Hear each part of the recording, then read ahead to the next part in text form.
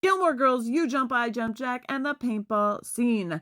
Did they actually get hit with paintball? Because it always looked fun, but dangerous. First, I'm going to answer your question with yes and no. We'll get into that in a moment. And please don't scroll. If you love behind the scenes content, even if you're not a Gilmore Girl fan, you might appreciate this moment in time. Hi, I'm Valerie. I was the key set costumer on Gilmore Girls, and this is what happened during that scene. For the most part, that scene was shot as a oneer, and it was done in one take with some additional footage of the stunt people being splattered. But everything you saw with the actors was shot in one single take, and they had no other take that was perfect. We had started shooting that scene sometime between 5 o'clock and 6:39. That's not a lot of time to shoot any scene, much less a scene on Gilmore Girls with stunts. Why do I know that it took place between that time? Because I have timestamps on my photos, and the sun was setting at 6:30. Now, I did say that we shot that scene at 6:39.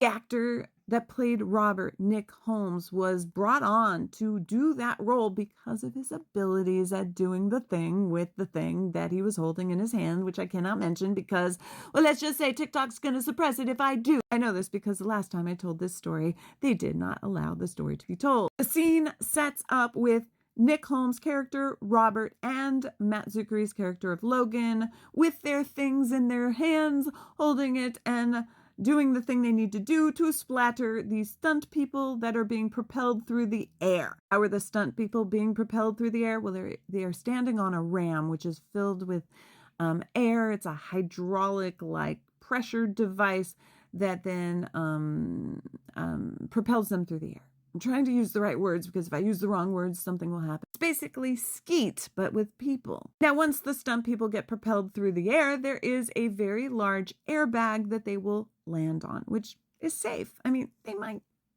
be a little fun, but it also might be, I don't know. They probably didn't feel that great the next day, right? But they were not hurt really in any way, shape, or form. This is really hard to describe this scene without using the words that the scene starts off with Nick Holmes, and then it moves on to Tank and Alexis and Matt, and then it goes back to Matt doing his thing with the thing that he is holding. But you don't see Matt hitting anyone, right? Because Matt does not know how to hit. Anything that you see that is being hit by Nick Holmes. Of course, there is a lot of logistic nightmares with this because you have a lot of moving parts that were people. Now, as far as Tank, he doesn't get hit with the paintball, but Finn does. And the actor Tank Sod is clean at the very beginning. He does not get hit by a real paintball because he's an actor and he's not doing the stunts, right? What he did was he did his part in the scene. It's a oneer, right? And then he walks behind camera where he is quickly taking his jacket off, and I am holding the other jacket that he has to put on.